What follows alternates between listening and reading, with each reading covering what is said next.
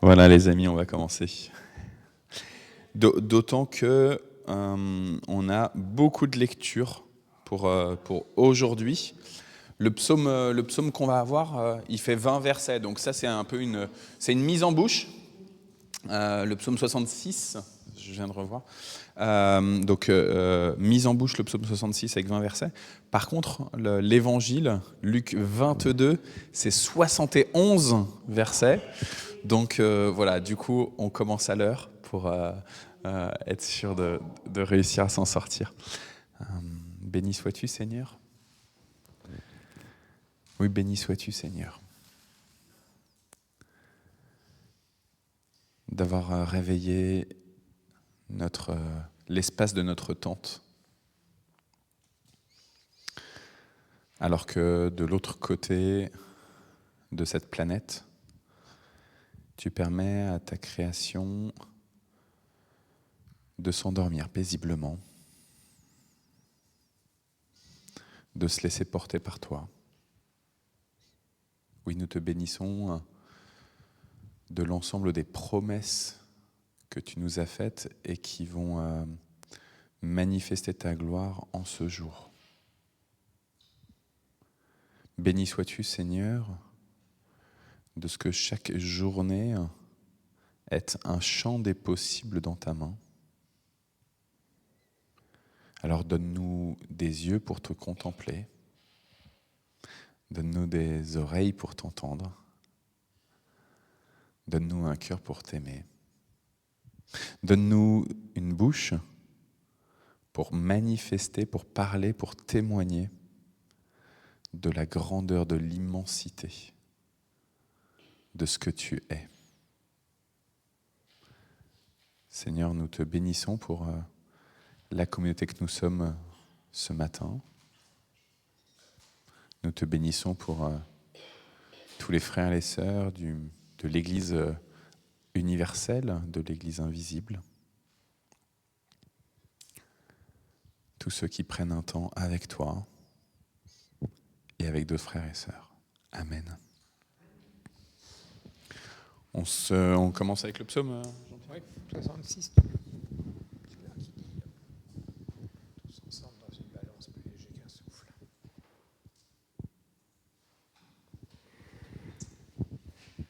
20. 5 chacun. Chant du répertoire du chef de chorale psaume. Acclamez Dieu, je recommence. Acclamez Dieu, gens du monde entier. Célébrez par vos chants son nom glorieux. Honorez-le par vos louanges. Dites à Dieu, combien ce que tu fais est impressionnant. Face à ton immense puissance, tes ennemis abandonnent toute fierté. Que les gens du monde entier s'inclinent jusqu'à terre devant toi, qu'ils te célèbrent par leurs chants, oui, qu'ils te célèbrent, Seigneur.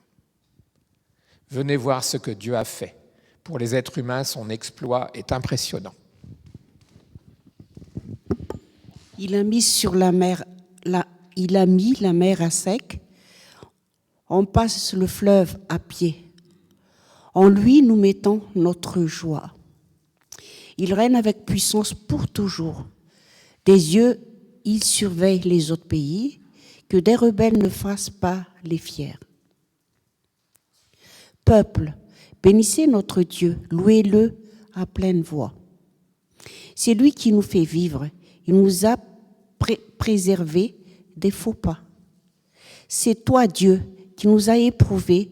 Tu nous as passés en creuset comme l'argent. Tu nous as mis en difficulté. Tu nous as accablés de détresse. Tu as laissé n'importe qui chevaucher à notre tête. Nous avons dû traverser le feu et l'eau. Mais tu nous as tirés de là et nous sommes soulagés. J'entre dans ton temple et j'apporte des sacrifices pour tenir les promesses que je t'ai faites. Celles-là même que j'ai prononcées quand j'étais dans la détresse. Je t'offre des bêtes grasses et des béliers. Je prépare un taureau et des boucs. Sur l'autel, ils seront consumés et leur fumée montera jusqu'à toi. Vous tous qui reconnaissez l'autorité de Dieu, venez, écoutez, je vous raconterai ce qu'il a fait pour moi. Je l'ai appelé à mon secours, déjà prêt à proclamer sa grandeur. Si j'avais eu des intentions coupables, le Seigneur ne m'aurait pas écouté. Mais voilà, Dieu a écouté. Il a été attentif à ma prière. Béni soit Dieu. Il n'a pas écarté ma prière, il ne m'a pas privé de son amour. Amen.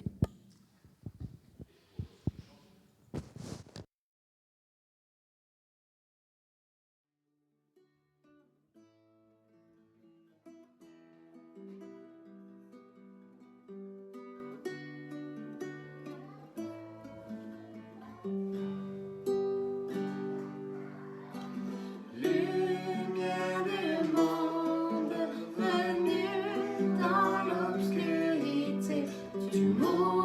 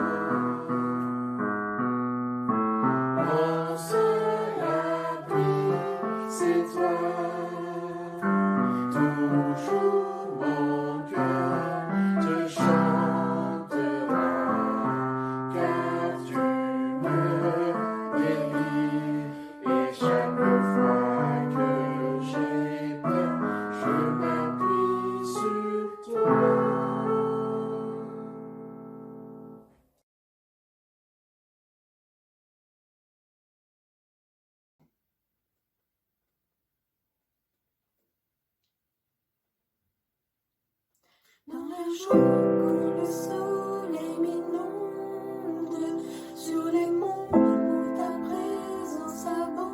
Oh.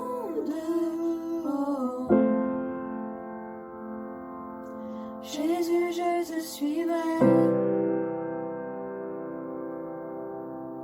Dans la peine quand mon âme sombre, dans la vallée du deuil et de l'ombre. Oh. Jésus, je te suivrai. Car tu es mort pour moi. Et je vivrai pour toi. Tu t'es offert sans rien garder. Tu as souffert pour me sauver. Oh. Jésus, je te suivrai. Je t'aimerai plus que la vie, te servirai malgré le prix. Oh. Jésus, je te suivrai.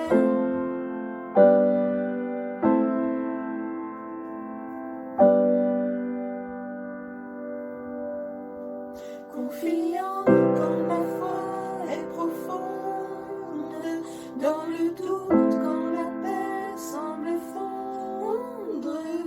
Oh. Jésus, je te suivrai.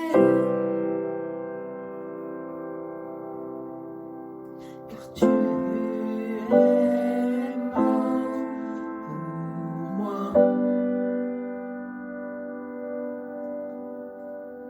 Je vivrai pour toi. Tu t'es offert sans rien garder. Tu as souffert pour me sauver. Oh. Jésus, je te suivrai. Je t'aimerai plus que la vie, te servirai malgré le prix. Oh. Jésus, je te suivrai. Oh, oh, oh, oh, oh. Jésus, je te suivrai. Oh,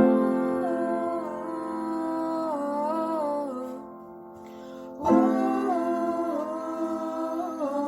oh. Jésus, je te suivrai. Car tu es mort pour moi. Je vivrai pour toi.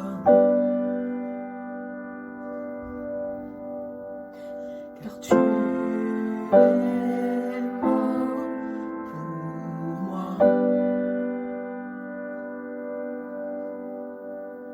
Et je vivrai pour toi. Tu t'es offert sans rien garder. Tu as souffert pour me sauver. Oh. Jésus, je te suivrai. Je t'aimerai plus que la vie, te servirai malgré le prix. Oh. Jésus, je te suivrai. Oh, oh,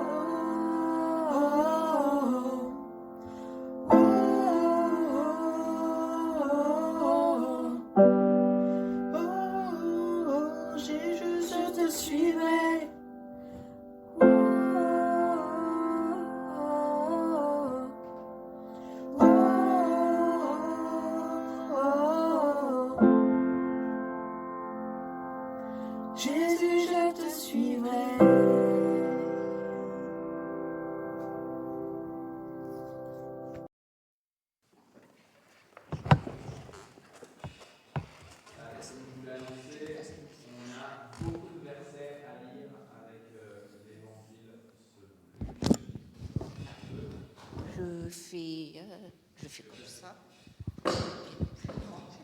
Tiens.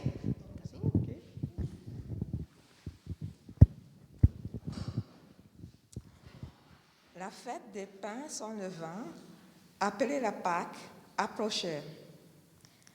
Les chefs des prêtres et les spécialistes des Écritures cherchent un moyen de mettre mort Jésus, mais ils avaient peur du peuple. Alors, Satan entra dans Judas, appelé Iscariote, qui était l'un des 12 disciples. Judas allait parler avec les grands prêtres et les chefs des gardes du temple de la façon dont il pourrait leur livrer Jésus. Ils se réjouirent et promirent de lui donner de l'argent. Judas accepta et se mit à chercher une occasion favorable pour leur livrer Jésus, sans que la foule le sache. Le jour arriva, pendant la fête des pains sans levain, où l'on devait sacrifier les agneaux pour la Pâque. Jésus envoya Pierre et Jean en avant avec leurs suivants.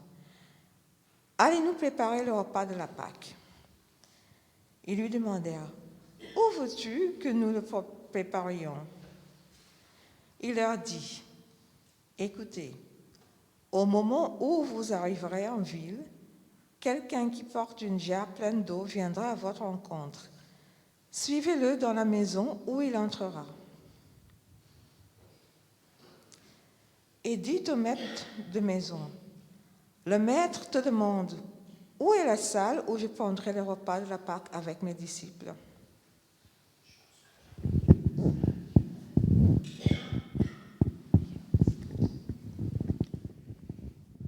Il vous montrera à l'étage une grande pièce aménagée et toute prête. C'est là que vous ferez tous les préparatifs. » Ils s'en allèrent, trouvèrent tout comme Jésus leur avait dit, et préparèrent le repas de la Pâque. Quand l'heure fut venue, Jésus se mit à table avec les apôtres. Il leur dit, « Combien je désire prendre ce repas de la Pâque avec vous avant de souffrir. Car je vous le déclare, je ne le prendrai plus jusqu'à la venue du règne de Dieu. » Ayant reçu une coupe, il remercia Dieu et dit, « Prenez cette coupe et partagez-les là entre vous. » Tenez, à vous.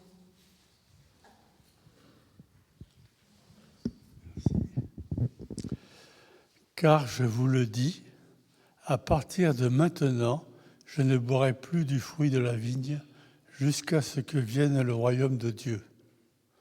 Il prit aussi un morceau de matzah, fit la bracha, la rompit et la leur donna en disant, « Ceci est mon corps qui est donné pour vous. Faites cela en mémoire de moi. » Il fit de même avec la coupe après le repas, disant, « Cette coupe est la nouvelle alliance, ratifiée par mon sang qui est versé pour vous. Mais regardez, celui qui me trahit est ici, assis à table avec moi. Le Fils de l'homme va à la mort selon le plan de Dieu, mais malheur à l'homme par qui il est trahi. » Ils commencèrent à se demander les uns aux autres qui parmi eux était sur le point de faire une chose pareille. Une discussion s'éleva entre eux pour savoir qui devait être considéré le plus grand. Mais Yeshua leur dit, « Les rois des Goïms dominent sur eux, et ceux qui ont autorité sur eux reçoivent le titre de bienfaiteurs. Mais il n'en va pas ainsi pour vous. Au contraire, que le plus grand parmi vous devienne comme le plus jeune, et que celui qui dirige soit comme celui qui sert. Car qui est le plus grand, celui qui est assis à table ou celui qui sert? Celui qui est assis à table, n'est-ce pas? Eh bien moi, je suis parmi vous comme celui qui sert. Vous êtes ceux qui ont démarré constamment avec moi dans mes épreuves. Comme mon Père m'a donné le droit de gouverner, de même je vous donne aussi cette convocation. Vous mangerez et boirez à ma table dans mon royaume, et vous serez assis sur des trônes pour juger les 12 tribus d'Israël. Chiméon, écoute, L'adversaire vous a réclamé pour lui-même, afin de vous passer au crible comme le blé.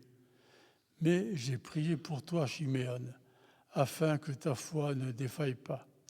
Et toi, quand tu seras revenu après t'être repenti, fortifie tes frères. Chiméon lui dit, « Seigneur, je suis prêt à aller avec toi et en prison et à la mort. » Yeshua lui répondit, « Je te le dis, Képha, le coq n'aura pas encore chanté aujourd'hui que tu n'aies nié par 3 fois de me connaître. » Il leur dit encore, « Quand je vous ai envoyé sans bourse et sans sac et sans souliers, avez-vous manqué de quoi que ce soit ?» Ils répondirent, « De rien. Mais maintenant, si vous avez une bourse ou un paquetage, prenez-le.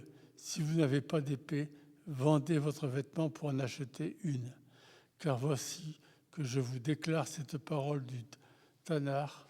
Il a été compté parmi les transgresseurs. Cette parole doit s'accomplir en moi, car il y a un dessein dans les choses qui doivent m'arriver. » Ils dirent, « Regarde, Seigneur, il y a ici 2 épées. » « Cela suffit, répondit-il. En sortant, Yeshua s'en alla selon son habitude au mont des Oliviers. Ses Talmidim le suivirent. Merci beaucoup, Alain. Jésus sortit et se rendit, selon son habitude, au mont des Oliviers. Ses disciples le suivirent. Quand il fut arrivé à cet endroit, il leur dit, « Priez afin de ne pas entrer en tentation. » Puis, il s'éloigna d'eux à la distance d'un jet de pierre environ, se mit à genoux et pria en disant, « Père, si tu le veux, éloigne de moi cette coupe de douleur. Toutefois, que ce ne soit pas ma volonté qui se fasse, mais la tienne. » Alors, un ange du ciel lui apparut pour le fortifier.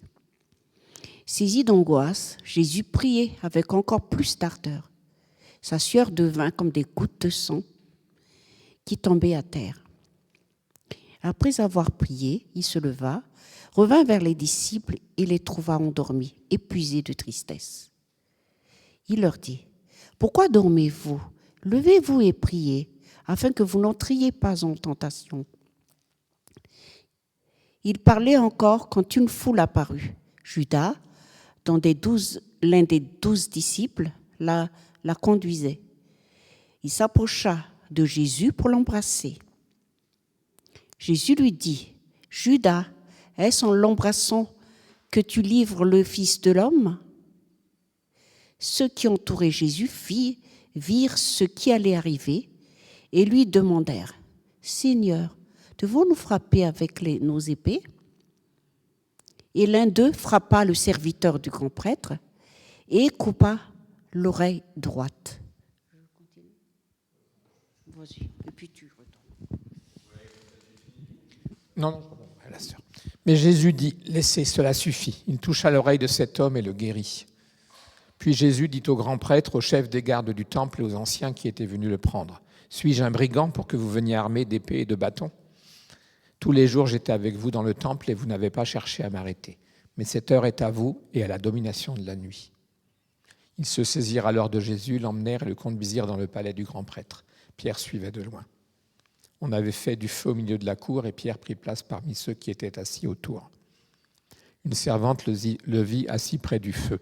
Elle le fixa du regard et dit, « Cet homme aussi était avec lui. » Mais Pierre le nia en lui déclarant, « Je ne le connais pas. » Peu après, quelqu'un d'autre le vit et dit, « Toi aussi, tu es l'un d'entre eux. » Mais Pierre répondit, « Non, je n'en suis pas. » Environ 1 heure plus tard, un autre encore affirma avec force, « Certainement, cet homme était avec lui, car il est de la Galilée. » Mais Pierre répondit, « Je ne sais pas ce que tu veux dire. » Au moment même où il parlait encore, un coq chanta.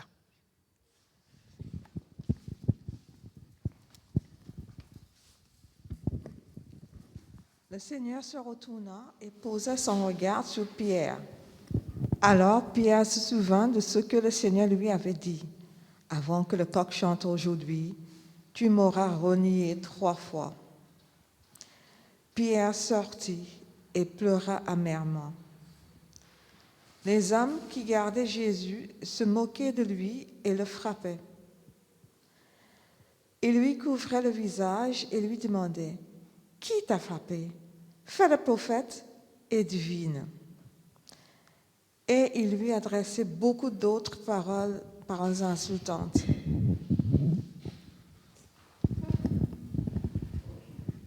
Quand il fit jour, les anciens du peuple juif, les grands prêtres et les spécialistes des Écritures s'assemblèrent.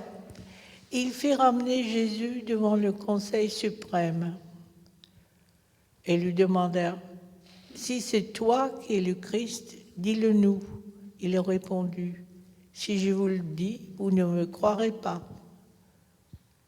Et si je vous pose une question, vous ne répondrez pas. »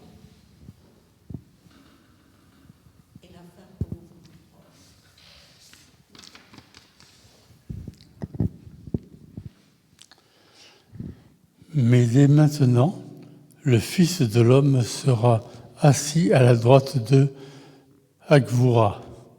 Vous dites alors, est-ce que cela veut dire que tu es le Fils de Dieu? Il leur répondit, vous dites que je le suis. Ils dirent, pourquoi aurions-nous besoin d'un autre témoignage? Nous l'avons nous-mêmes entendu de sa propre bouche.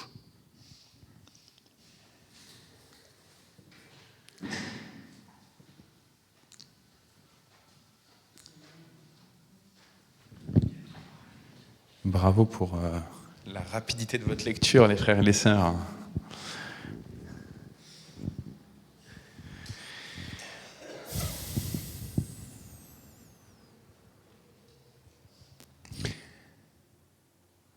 On est en plein carême.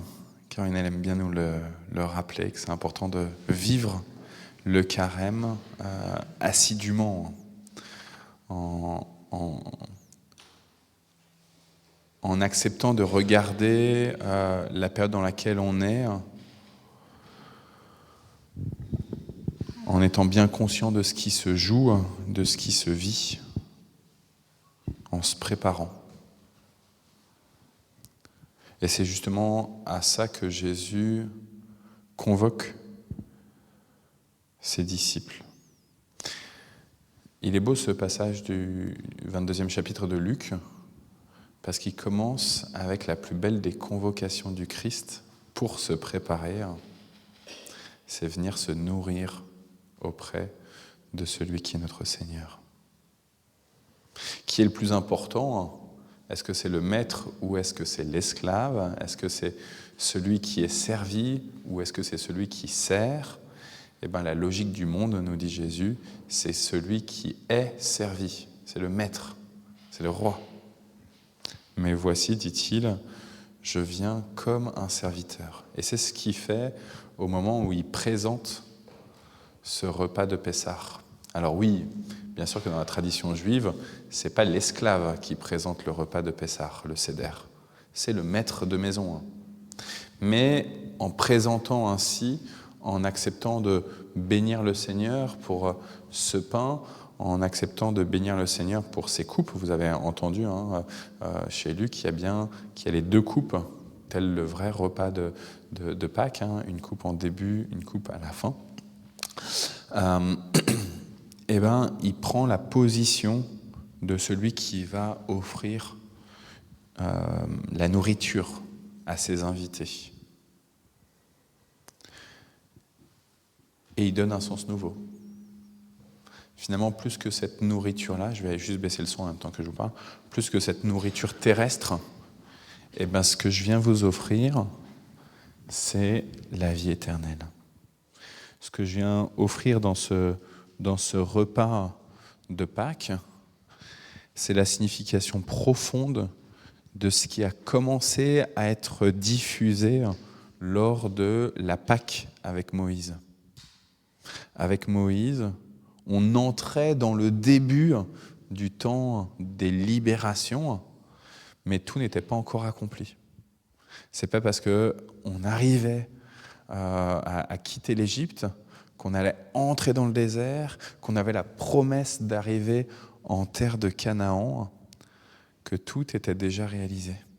Et pourtant, on est déjà des centaines et des centaines d'années après Moïse. Mais Jésus vient dire, voilà, maintenant, avec ce repas de Pâques, avec la signification nouvelle que je vous offre, vous découvrez combien Dieu veut vous servir en vous offrant la vie, et la vie en abondance.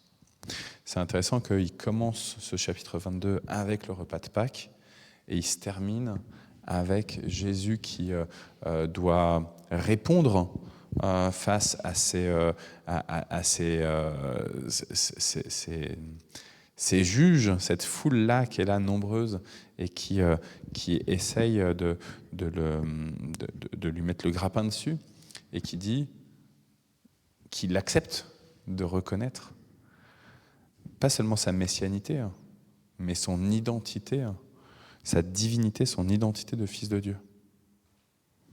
Le chapitre 22, il commence avec Christ qui devient le serviteur, et avec cette annonce, cette révélation absolue de sa véritable identité. Tout va s'accomplir maintenant. Entre les deux, il me semble, en tout cas moi ça m'a beaucoup marqué, ce passage au Mont des Oliviers, quelques heures, quelques minutes avant que Jésus ne soit attrapé.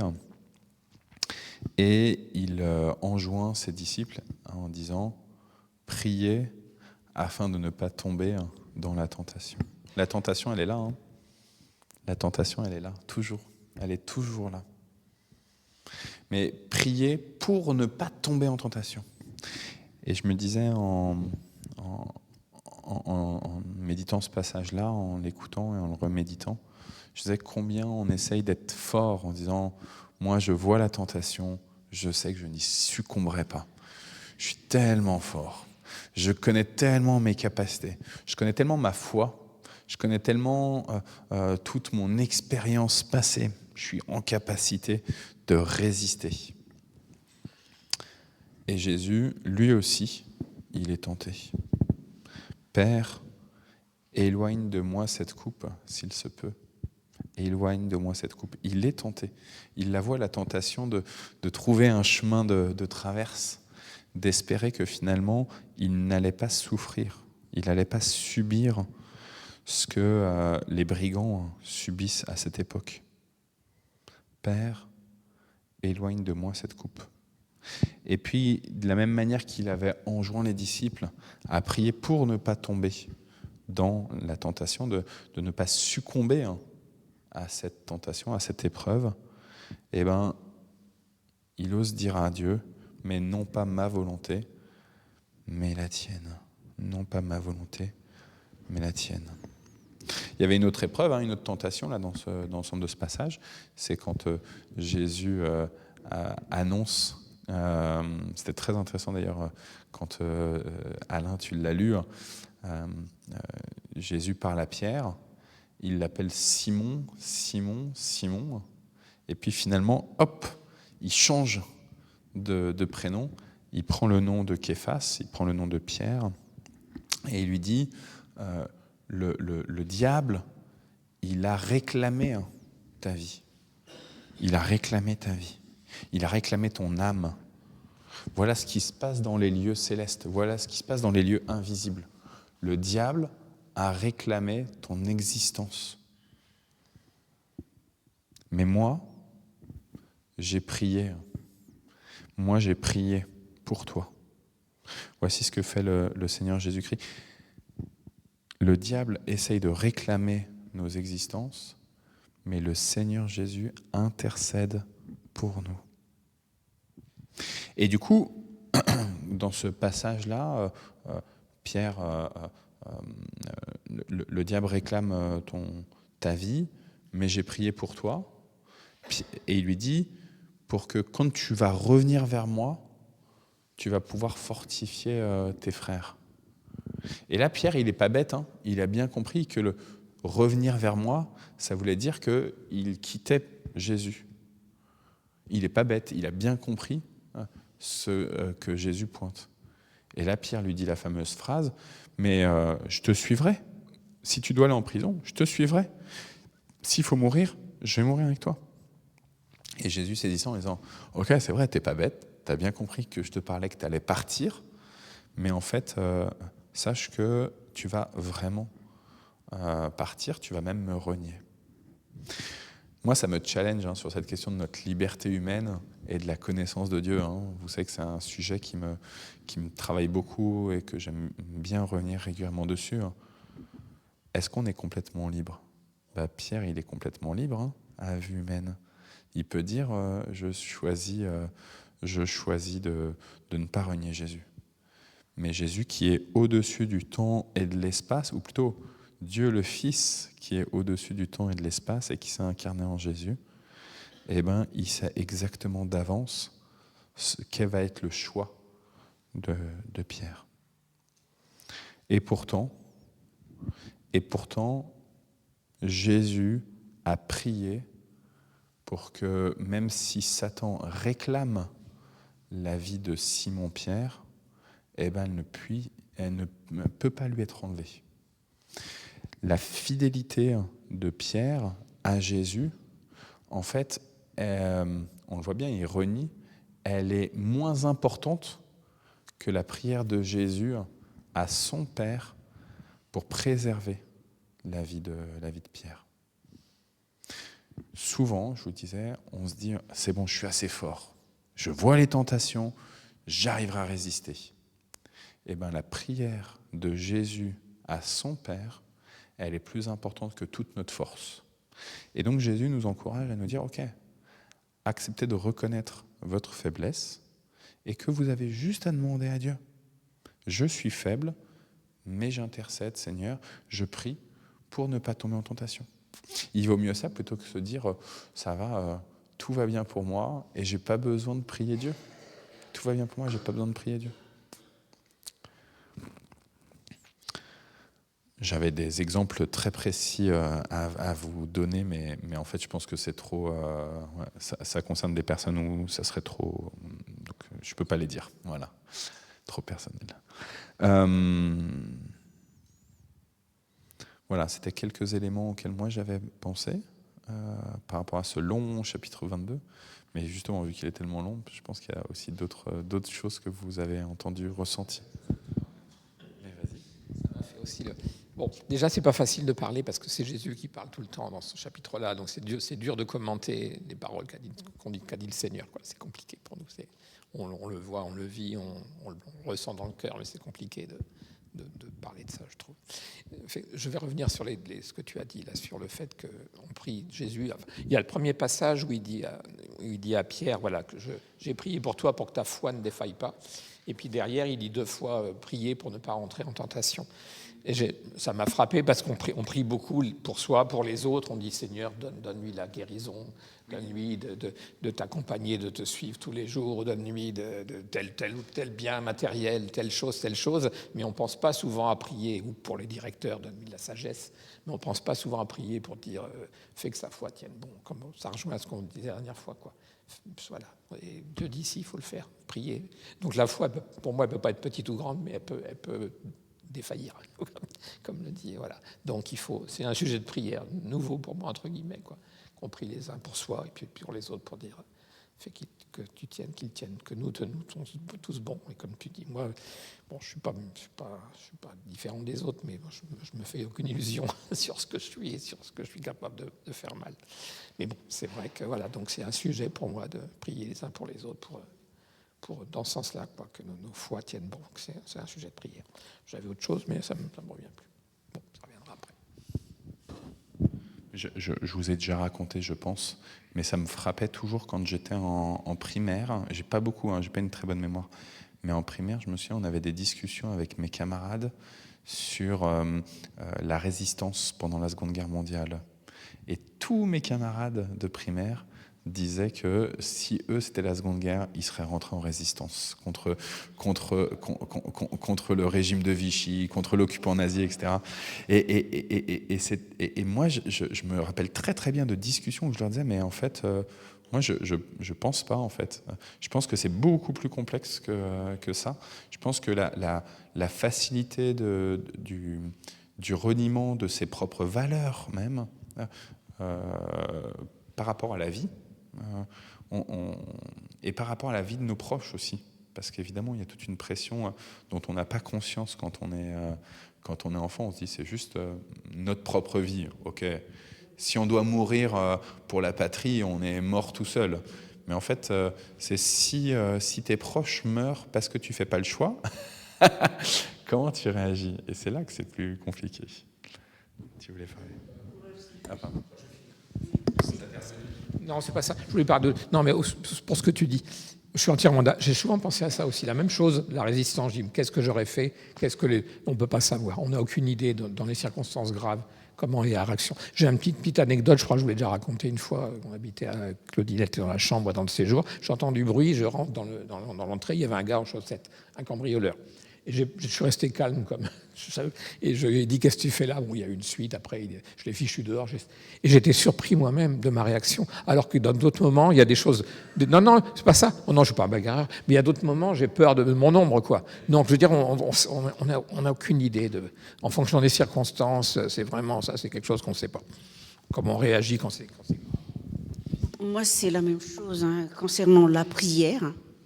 Parce que quand on regarde le WhatsApp sur groupe de prière, l'importance de la prière, non seulement pour justement la guérison des uns des autres, de la famille et tout ça, mais pour nous-mêmes. Parce que c'est vrai que quand on voit tout ce qui se passe, on est découragé, on a un fardeau qui pèse sur nous, de notre famille, ce qui se passe autour de notre famille, de nous-mêmes. Et quand on regarde la télé, il y a tellement de... je regarde la Birmanie, je crois, où il y a le séisme et tout. Ça fait... on a vraiment besoin de prier parce qu'on est vite découragé. Quand on est découragé, on est vite tenté pour d'autres choses mauvaises. Parce que c'est la facilité. C'est le chemin étroit, mais là, c'est le chemin est, comment on peut dire ça, le contraire de étroit, large. Et voilà. Donc, t'as rien à faire, tu vis ta vie, et puis voilà, puis tu profites de la vie. Mais vraiment, il faut prier, on n'arrête pas. Sur le groupe WhatsApp, des fois, quand je regarde, je dis, mon Dieu Seigneur, tout le monde a ça. Là, ça nous touche parce que c'est les frères et sœurs en même temps, la famille et tout, mais dans le monde. Et puis, tu vois, moi, ce que j'apprécie aussi là dans ce que Jean-Pierre disait, et ça va vraiment dans le même sens, et à mon avis, qui répond aussi à cette injonction de Jésus, prier pour ne pas tomber en tentation. C'est-à-dire que souvent, on prie pour la guérison. On va donner des sujets là tout à l'heure. On prie pour un tel qui a un cancer, un tel qui a mal aux pieds, etc. Et on va prier pour la guérison.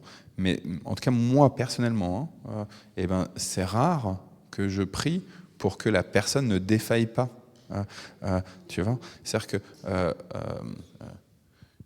un exemple. J'ai échangé avec notre frère Steve ce matin. Il m'a dit « Ah bah oui, tu peux mettre sur le groupe de prière, mais j'ai pas encore eu le temps. » Donc il va un petit peu mieux, mais il est encore très mal. Et en fait, moi, ma tendance, c'est juste de prier pour que son pied aille mieux. C'est juste de prier pour que, ça y est, il soit complètement rétabli, qu'il puisse marcher comme il faut, etc. Et en fait, je trouve qu'il y a quelque chose, tu vois, qui est très pertinent, c'est, en fait, permets, Seigneur, que Steve aille mieux dans son pied, mais plus important, qu'il ne défaille pas dans sa foi. Plus important qu'il reste attaché à toi, que le mal qu'il a là, à son pied, ça lui donne envie de lire ta parole.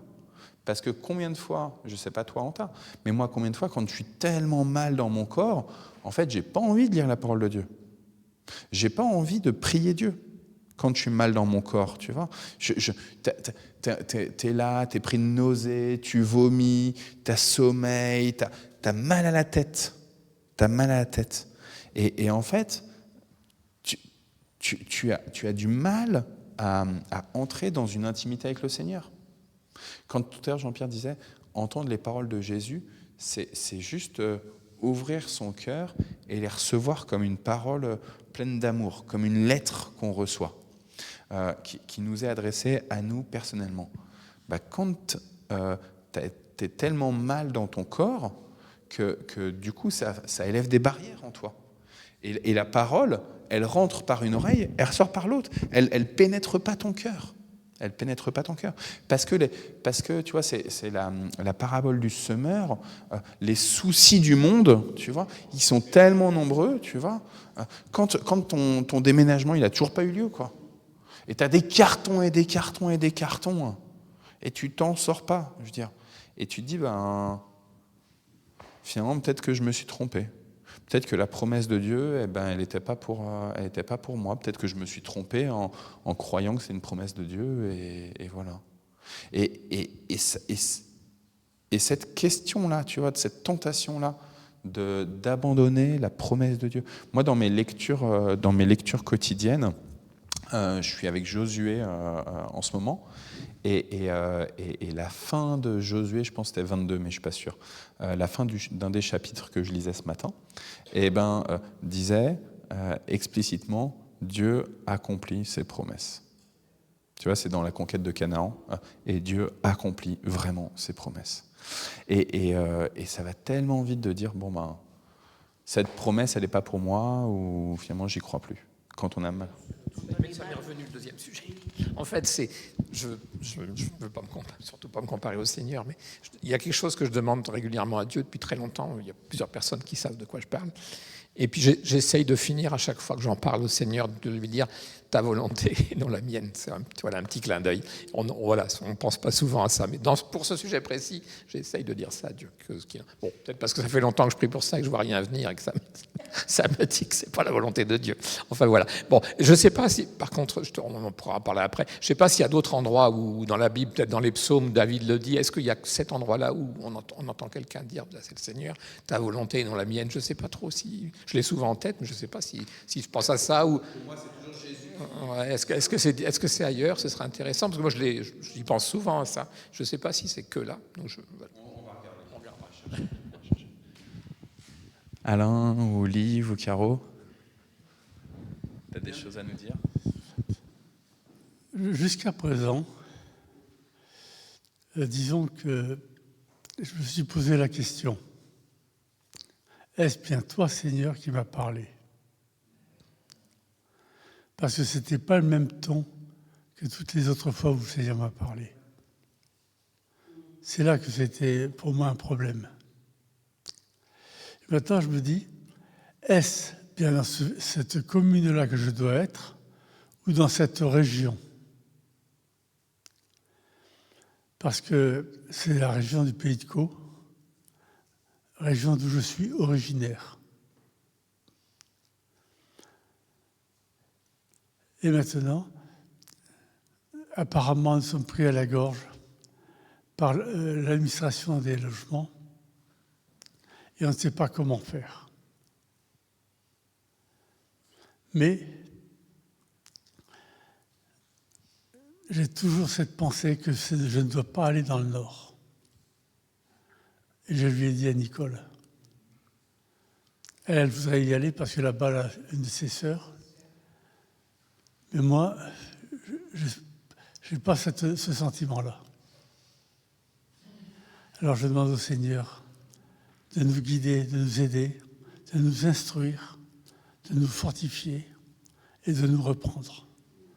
À lui soit toute la gloire et la louange. Amen.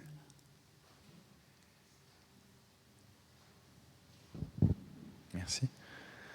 Est-ce que Liv ou Caroline? Non. C'est compliqué tout ça. Mais moi, il n'y a jamais de changement, je vous l'ai déjà dit ça. C'est une éducation depuis toujours. Tentation. Moi, c'est la tentation de sucrerie. J'aurais du mal à... Mais c'est vrai. par exemple, non, je n'y toucherai pas. Je reste dans le placard, je m'assois, j'y vais quand même, si j'étais pas forte. Hein. C'est exactement ça. Je ne résiste pas. Et à la tentation.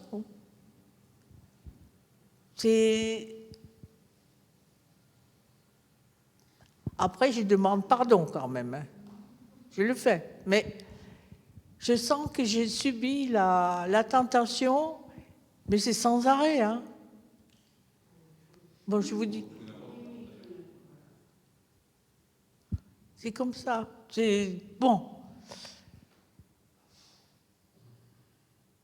Ça peut être ça, pour manger quelque chose ou ne pas faire quelque chose. J'ai pas envie de le faire. Souvent.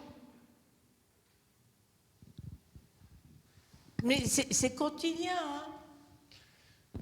Hein. En tout cas, moi, j'ai la même chose que toi, Liv. Je trouve que la difficulté, c'est de compter sur le Seigneur pour nous aider à ne pas entrer en tentation, tu vois, et ne pas compter que sur nos propres forces. Parce qu'en fait, tu vois, moi, ça fait 3 ans, je pense maintenant, ou 2 ans, que j'ai 3 ans, où j'ai complètement arrêté de manger des bonbons. Et parce que, tu vois, la nuit, je prenais les paquets de bonbons des enfants et je me les enfilais, juste parce qu'en fait, j'avais besoin de travailler, tu vois, et j'avais besoin d'énergie.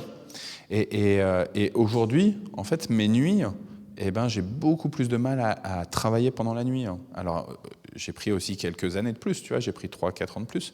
Mais du coup, c'est vrai que le soir, à 22h, 23h, j'ai du mal, tu vois, je m'endors encore plus souvent sur mon ordinateur. Mais souvent, en fait, j'ai compté sur moi-même, par exemple, pour les sucreries. Tu vois, non, faut que je me fasse violence. C'est pas bon pour mon corps de manger des sucreries, et c'est pas bon pour ma relation avec mes enfants de leur voler leur paquet de bonbons. Tu vois. Et en fait, le moment où ça a changé, c'est le moment où j'ai dit, Seigneur Jésus, il n'y a que toi qui peux me délivrer. Tu vois, c'est-à-dire que j'ai considéré que là, il y avait quelque chose qui était de l'ordre, non pas seulement de mon péché mignon, mais de quelque chose qui est une addiction qui n'était pas bonne pour moi et pas bonne pour les autres. Et donc j'ai demandé à Jésus de m'aider en fait, de permettre à ce que ce soit lui qui m'aide à ne pas manger bon. Ça n'empêche que tu vois, cette semaine, j'ouvre le placard, je range des affaires dans le placard de l'église et je vois là les paquets de bonbons qui avaient été sortis pour le groupe des femmes qui étaient juste devant mes yeux. J'ai eu la tentation, tu vois. Et tout de suite, j'ai dit non, Seigneur Jésus, aide-moi, tu vois. Et la tentation, elle est là. Mais quand le Seigneur, tu oses faire appel à lui, il arrive vraiment à ce que ce soit facile, à ce que ce soit léger. Tout à l'heure, Jean-Pierre, il te taquinait sur la question de la cigarette. Et Jean-Pierre, ça a été la même. Hein. Moi, c'est comme lui. À partir du moment où on a demandé à Jésus de nous aider à être délivré de ça, tu vois, à considérer pas simplement que ouais, j'en ai besoin. Parce que je sais pas toi, Jean-Pierre, mais moi je disais non mais quand je suis stressé, quand j'ai eu une réunion qui était pénible, les gens sont tellement insupportables, ils vont tellement pas dans mon sens. Tu vois, moi qui ai besoin de diriger, et les gens ils viennent avec leurs idées. Ah, ils sont trop pénibles, donc j'ai besoin de me griller une clope, quoi. Ou quand je travaillais, tu vois, en supermarché, et ben c'était le moment où on sortait tous et on se retrouvait ensemble sur le parking du supermarché, de l'hypermarché là, et on se grillait notre clope. Et nous, on n'était pas comme les autres là qui restent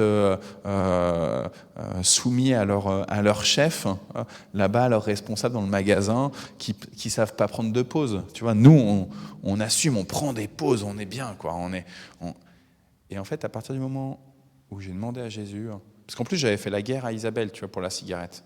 J'ai fait la guerre à Isabelle quand on avait comment on appelait ça, le H1N1. On a été complètement à terre pendant un long temps.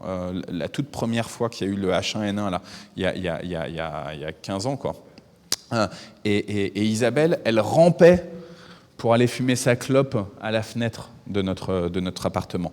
Et moi, je lui faisais la guerre. Je disais, mais c'est pas possible de faire ça. Non, là, tu arrêtes de fumer. Et pendant tout le temps où on était avec cette grippe qui nous avait vraiment cassé, moi, j'ai réussi à pas fumer. Mais une fois que c'était passé, hop, c'est bon. J'ai reclopé. Et à partir du moment où Jésus, tu lui donnes de la place pour qu'il intervienne, ça marche. Ça marche. Ça marche. Même si la tentation, elle peut encore être là. Moi, comme on dit, hein, c'est le fromage. Donc, moi, c'est comme j'ai le cholestérol, j'ai tendance à faire du cholestérol, donc j'évite. Et vous voyez, quand il y a du fromage, là, je mange. Hein, et puis je donne après.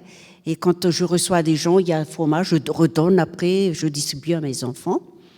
Et en parlant de tentation, c'est pas facile de lutter contre la tentation. Donc, je remémorise le Notre Père, ne nous laisse pas entrer en tentation.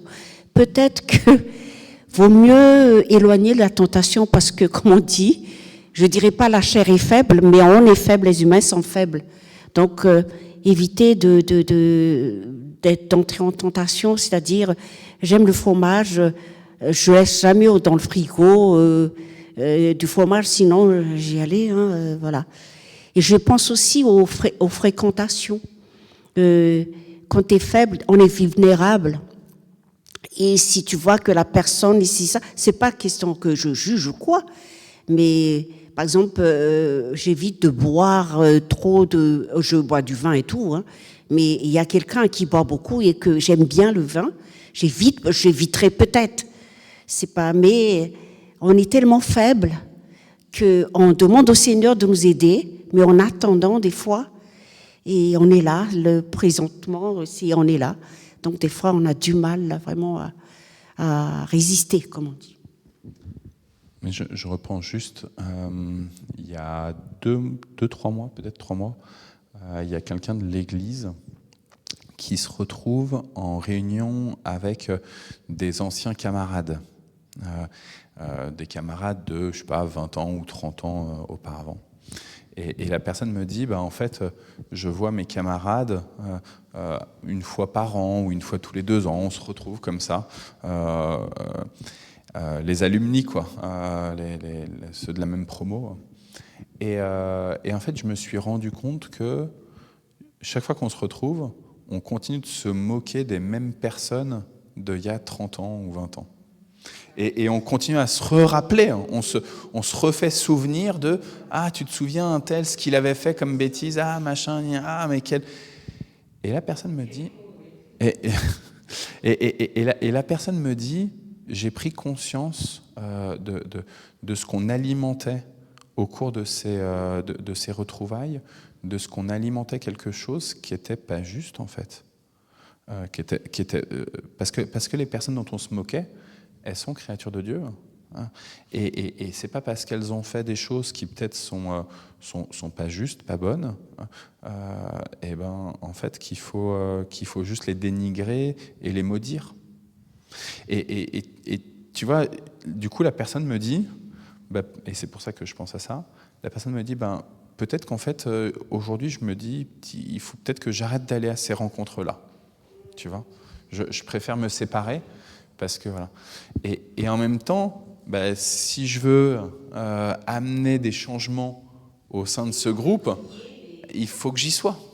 Et donc la personne, tu vois, elle était dans ce questionnement de est-ce que je dois être encore pour essayer de faire changer le groupe, ou est-ce qu'il faut que je quitte pour me protéger et pour protéger les gens qu'on risque de blesser en fait. De condamner, voilà. Parce que là, tout à l'heure, on parlait de nourriture, tu vois. Mais en fait, il y a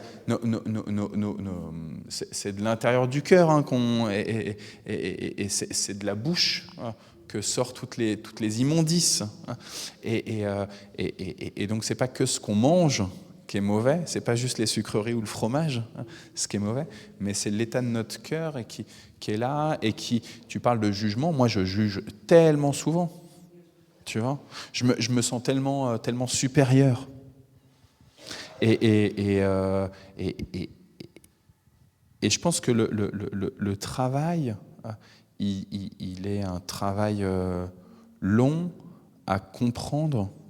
Ok, Seigneur, plus d'humilité. Seigneur, change mon cœur.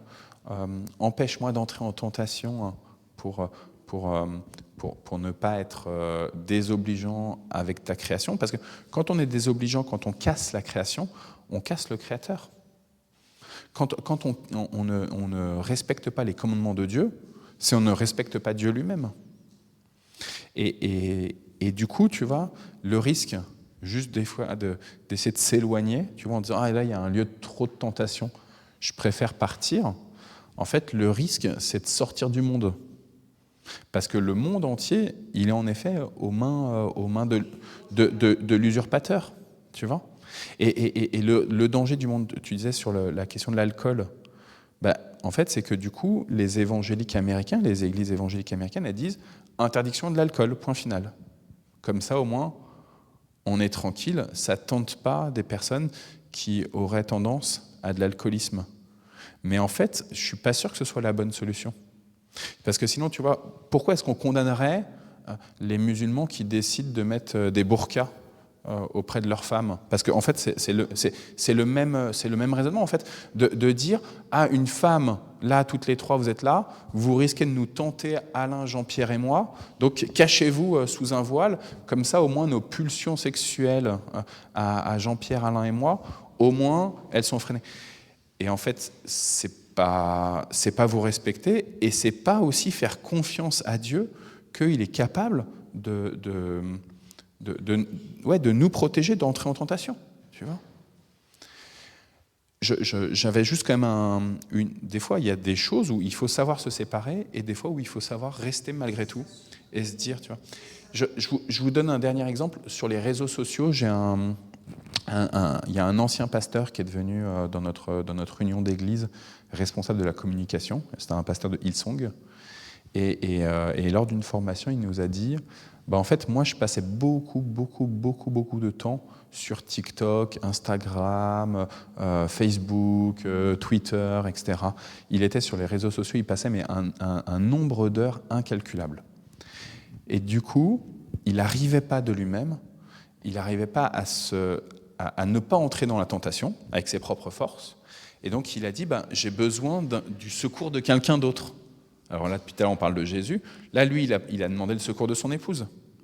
Et il a dit à son épouse, on va mettre un contrôle parental sur mon téléphone, et c'est toi, et toi seul, qui auras le code. Et ce qui fait que on va mettre le contrôle parental, on va mettre un minuteur. Je ne peux pas rester plus qu'une demi-heure, par exemple, par jour sur TikTok. Et je ne peux pas, moi, changer le timer. Il n'y a que toi qui as le code. Et ça veut dire qu'il a accepté de se déposséder du contrôle de son propre téléphone sur une application ou sur un ensemble d'applications sur les réseaux sociaux en disant « j'ai besoin de ton aide ». Et je trouvais ça vraiment aussi intéressant. Pour moi, il y a une vraie demande auprès de quelqu'un d'autre. Alors là, il demandait à son épouse. On peut demander à Jésus, et on peut demander aussi à son épouse et à Jésus, quoi. Voilà. Je vous propose que, sauf si vous vouliez encore rajouter un petit truc, mais sinon qu'on passe au temps d'intercession. Ouais. Évidemment, avec ce qui s'est... parce qu'il faut justement, avec ton visage, il ne faut pas que tu... Ouais. On aura bientôt des rideaux.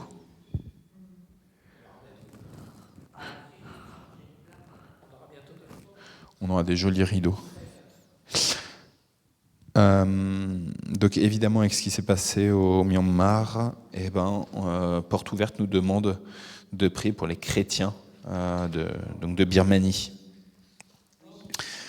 Donc voici le message que nous avons reçu de Don Soon, une veuve qui vit au Myanmar avec ses 2 enfants. Voici le message. J'ai senti les secousses. Je me suis précipité dehors avec mes enfants paniqués et en quelques minutes, nous avons vu notre maison s'écrouler. La famille dort maintenant dans la rue, parmi les dizaines de milliers de personnes touchées par les tremblements de terre dévastateurs du 28 mars, qui ont fait plus de 2700 morts et des milliers de blessés. Les partenaires de Portes Ouvertes sont présents au Myanmar depuis de nombreuses années. Étant sur place, ils ont pu rapidement évaluer les besoins et commencer à offrir de l'aide. Ils ont pu satisfaire les besoins alimentaires immédiats de Don Sun et continueront à lui venir en aide à long terme. De nombreuses familles chrétiennes se trouvent dans une situation similaire. Elles ont besoin d'une aide urgente avec des produits de première nécessité, nourriture, eau, médicaments, produits d'hygiène. La reconstruction prendra des années et dès maintenant, les disciples de Jésus ont désespérément besoin d'aide pour rester forts pour lui au milieu de la guerre civile, de l'incertitude économique et de la persécution. Donc ça, c'est important juste de se rappeler du fait qu'au Myanmar, la situation politique, elle est clairement pas paisible. Donc là, se rajoute cette catastrophe naturelle, mais c'est déjà il n'y a pas que ça là-bas pour quoi prier, et pour les chrétiens en particulier. C'est quand même un pays où c'est compliqué. 5 sujets de prière pour les soutenir. D'abord, prions pour la protection et le réconfort des Birmans, pris en étau entre les conséquences du tremblement de terre et la guerre civile, voilà dont je vous parlais. Remercions Dieu, car jusqu'à présent, aucun rapport n'a fait état de partenaires de Portes Ouvertes blessés. Prions pour les chrétiens qui ont déjà été déplacés et persécutés, qu'ils expérimentent la présence de Dieu afin de surmonter cette nouvelle épreuve. Prions pour que les églises du Myanmar situées dans les régions qui n'ont pas été touchées aident leurs frères et sœurs touchés par le séisme. Et prions pour la paix au Myanmar et pour la reconstruction du pays afin qu'elle bénéficie à tous les citoyens. Voilà. Je vous ai parlé donc de Steve. On peut prier pour son pied encore. Donc là, il doit arrêter les médicaments normalement. Mais pour l'instant, c'est pas encore. Il a encore beaucoup de mal à marcher. Donc, il est venu dimanche quand même au culte, au deuxième culte. Mais voilà, c'est quand même difficile. Et puis, pour ceux qui sont dans le groupe de prière, on a Isabelle qui a parlé d'une de ses amies qui est enseignante à Tours et qui a elle a pas 40 ans, Sandrine, et elle a ce qu'on appelle le gène du cancer. Donc en gros, depuis qu'elle est enfant, elle a eu beaucoup de cancers. Et donc là, il y avait des mauvaises nouvelles, et pour l'instant, finalement, des nouvelles qui ont l'air un peu meilleures, mais sur un nouveau cancer, etc. Donc, elle a été très maltraitée dans son corps à cause de ces cancers et des opérations. Mais du coup, ça pose beaucoup de questions pour ce qu'elle a à vivre ici-bas avec un corps mutilé. Donc voilà. Voilà, donc Sandrine.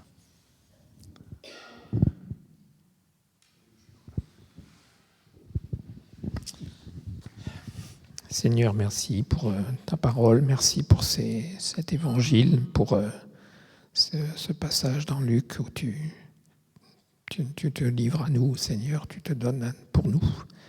Voilà. Et nous avons un cœur qui n'est pas reconnaissant, qui se détourne facilement, comme Pierre. Et pourtant, il était avec toi, Seigneur. Pardon pour toutes les fois où nous faisons semblant de ne pas t'entendre, de ne pas comprendre ce que tu nous demandes. Pardonne-nous pour tout cela, Seigneur. C'est surprenant, on est toujours étonné quand on voit des situations comme celle de Sandrine qui a toute sa vie des cancers. Voilà, bénis-la et aide-la. C'est difficile à comprendre pour un homme qui n'a pas de souci de santé. Combien des gens peuvent être touchés. Alors, aide cette dame, et je ne sais pas si elle croit en toi, mais visite-la par ton Saint-Esprit. Et de la même façon, nous sommes étonnés quand il y a des pays comme la Birmanie. Je pensais à Haïti, il y en a plein. Le Tchad, ou le Niger, je sais pas, non, je pensais au pas au Yémen, un autre, j'y arrive pas. Le Soudan, voilà, où il y a toujours des problèmes, c'est là, tout le temps, il y a de l'instabilité politique, de l'instabilité avec les éléments, et on est vraiment surpris de voir tout ce qui se passe, mais nous voulons croire que tu es à la manœuvre, et bénis le peuple birman qui souffre de deux façons, et surtout les chrétiens qui sont là-bas. Voilà. Je voudrais te prier spécialement pour les Dumont. Tu vois, Alain, depuis longtemps, nous dit qu'il a du mal à savoir ce que lui veut, ce que toi tu veux. Alors que lui et sa femme se mettent d'accord et que tu puisses vraiment les conduire et les diriger dans leur recherche et qu'ils fassent ce qui est le mieux, pas pour toi, mais aussi pour eux, qu'ils regardent à ce qui est le mieux pour eux dans le futur, Jésus. Voilà. Mais pitié d'eux et donne-leur de ce dont ils ont besoin. Amen. Oui, Seigneur, merci encore pour le privilège d'être ensemble avec les frères et sœurs.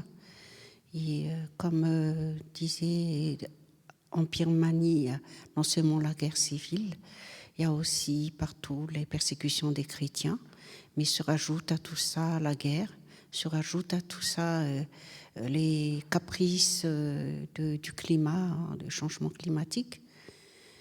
Et aussi, Seigneur, œuvre pour ça, Seigneur, intervient, parce qu'il y a tellement tout ce qui est naturel, comme le climat et tout, mais souvent aussi, c'est vraiment l'œuvre des humains. Le climat est tel comme ça, c'est à cause des humains qui a détruit ta création, Seigneur. Et aussi, Seigneur, à cause de ces dirigeants, œuvre aussi, Seigneur, pour ces dirigeants qu'ils puissent connaître ta sagesse. Et moi, je dis toujours, des fois, on a du mal à accepter que c'est toi qui les as mis là. La première fois, j'étais vraiment pas convaincue, mais à force d'être ici et de lire la Bible, oui, c'est toi qui as mis ces gens-là voilà, pour être dirigeants aussi dans ta sagesse. Et aussi œuvre pour la paix dans le monde, Seigneur. Œuvre aussi dans chacun de nous.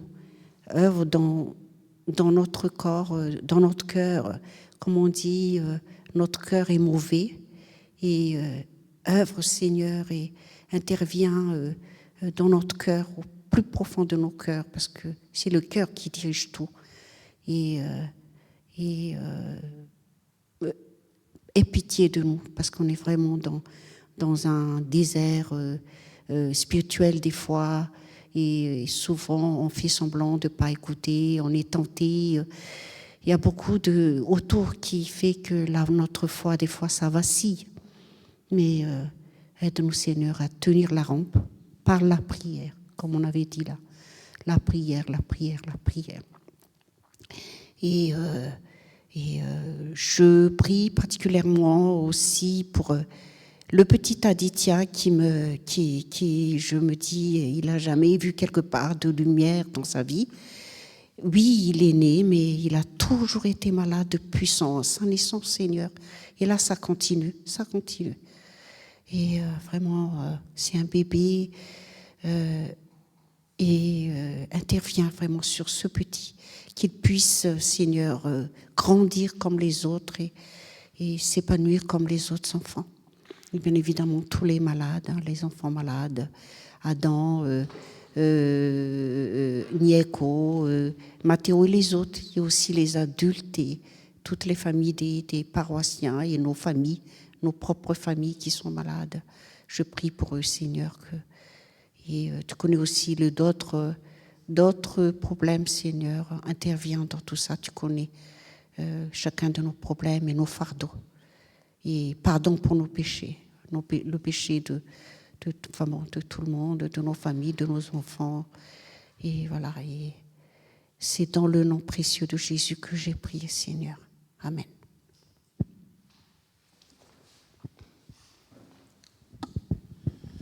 Oui, merci Seigneur pour ces instants que tu nous donnes de nous mettre devant toi, pour prier pour nous-mêmes, mais aussi pour nos frères et sœurs qui en ont tant besoin aussi. Viens au secours de ton peuple, Seigneur, qui est persécuté à droite et à gauche.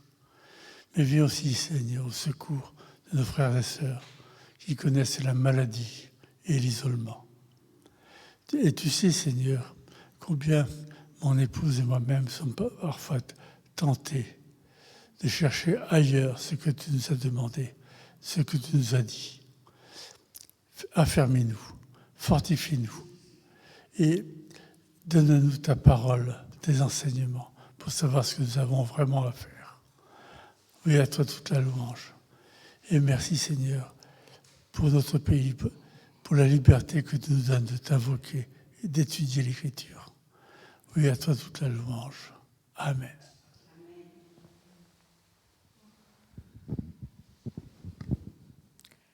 Il y a plusieurs choses. Premièrement, la période de Pâques, j'aime pas depuis mes 7 ans. C'est noir, c'est triste. Il n'y a que le dimanche de Pâques. C'est resté comme ça. Il n'y a rien à faire. En plus, pour les malades, pour ma fille ma fille aînée, qui va voir le médecin du travail. Elle a reçu son accord aux maladies professionnelles. Espérons qu'elle va obtenir un petit peu un soulagement. Voilà. Pour les malades en général. Pas de nom. Ils sont si nombreux. Et les mourants. Les guerres. Des endroits, je répète toujours, je ne connais pas, jamais visité, mais on ne leur veut pas de mal, soutenez-les, mon Dieu. Amen.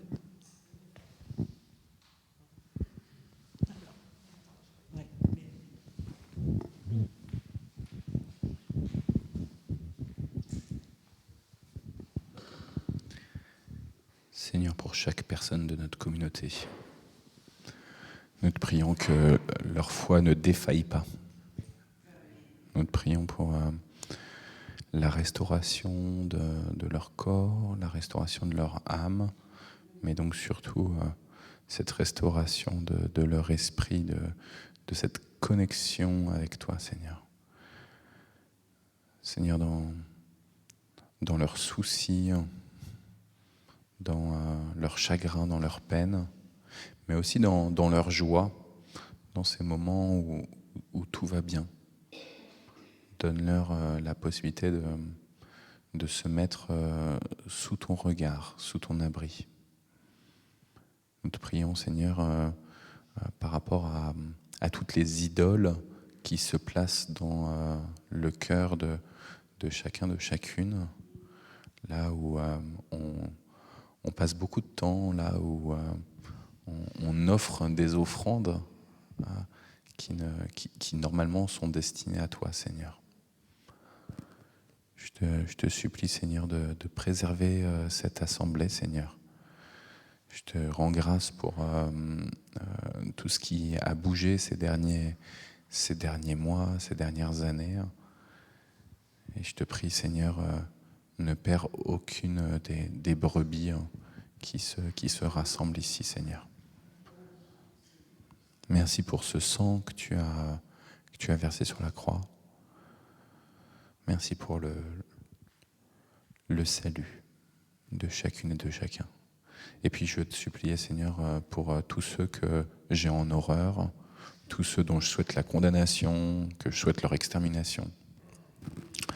Je te supplie, Seigneur, de leur apporter le salut et de me permettre de les regarder avec un peu plus d'amour et de compassion.